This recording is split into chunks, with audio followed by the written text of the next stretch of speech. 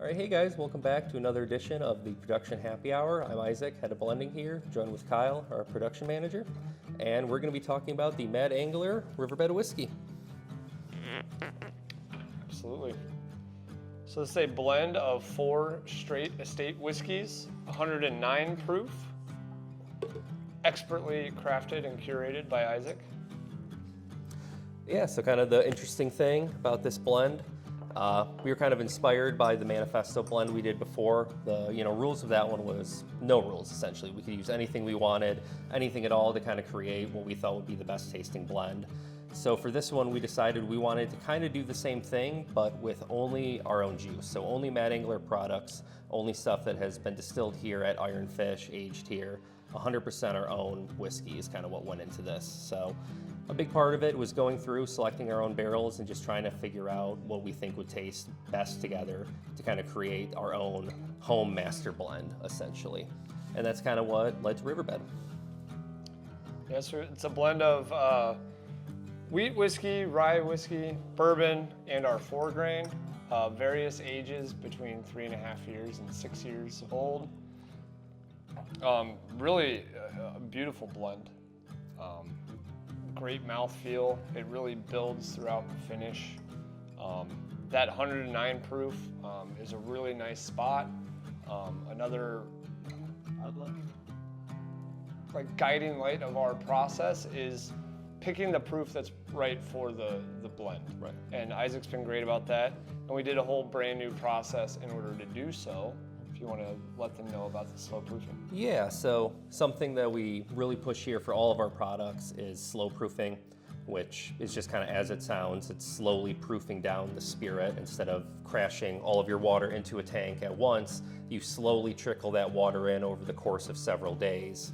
We think it adds more body and just more complexity to our spirit kind of as a whole.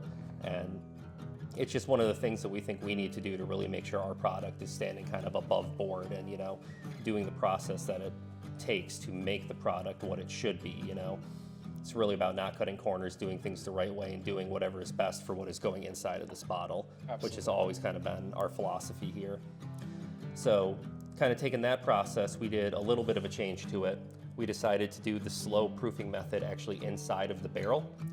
So just as it sounds, instead of slow proofing inside of a tank, after we take the spirit out of a barrel, we drilled little holes into all these barrels, and then we hooked up a bunch of IV bags, and we had these IV bags hanging on the wall, and then we just put all the lines into the barrels and let it trickle in at, a few hundred milliliters an hour or whatever we decided at that point. And that's just kind of how we did it over the course of probably about 2 to 3 months. So, much longer proof down period. And then also that gradual change in proof is happening inside of the barrel. So something kind of to keep in mind about barrels and how whiskey ages is the proof level inside the barrel is going to vastly affect what flavors you can extract out of that barrel. So if you have a proof that's constantly kind of just going down at that, that decline, you're going to get different flavors at different points during that decline. So if you have, whiskey just sitting at 1 proof, it's going to kind of have more of a standardized, set of flavors you can kind of predict, kind of not. Wood's always a little bit, whatever it wants to be, I guess. But, especially when you're slow proofing, you can definitely, pick up different flavors at different points during that proof down process. And we really wanted to try that with this. We wanted to use the barrels that they've been aging in and just see, can we get something really unique out of them by doing this process? And I think we did that. Yeah, I definitely think you extract more nuance, more complexity.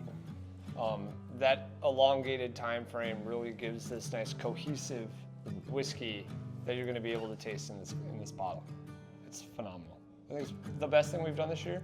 Yeah, absolutely. Yeah. This is 100%. It's just been so cool being here for 2 years and watching how our blending program has changed and really become a huge strength in what we do. Thanks largely in part to Isaac here.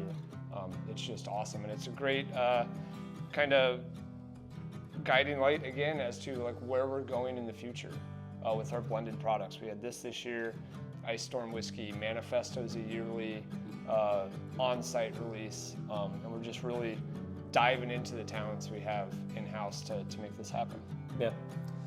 I think also, what's really cool about this one, everything has its own unique property, but this one is 100% our own stuff, which I think really shows like, okay, now we're starting to blend purely just our own product, which is a really cool thing, you know? We're not using any source product or any finished or source product that we finished either, you know? Absolutely. This is something that we can do completely in-house, completely on our own by distilling it here, by aging it here, you know? And there's even Michigan-made barrels that I think a quarter of this went into actually. So I think it's just really cool that we're kind of now seeing that it's like our product line is being pushed to that point where we can do something like this without having to source and with only being 100% ourselves. It's that proof of concept, you know, really continuing to push forward with this Mad Angler brand, which is 100% ironfish distilled and aged product. And just like the liquid, we are constantly enhancing our processes, building the talents of those within our team, and it shines through in the liquid. I mean, the label is phenomenal, the canister is beautiful, but really it's what's behind there that matters the most to us, and we think this stands up. Absolutely. Awesome. Cheers, man. Cheers.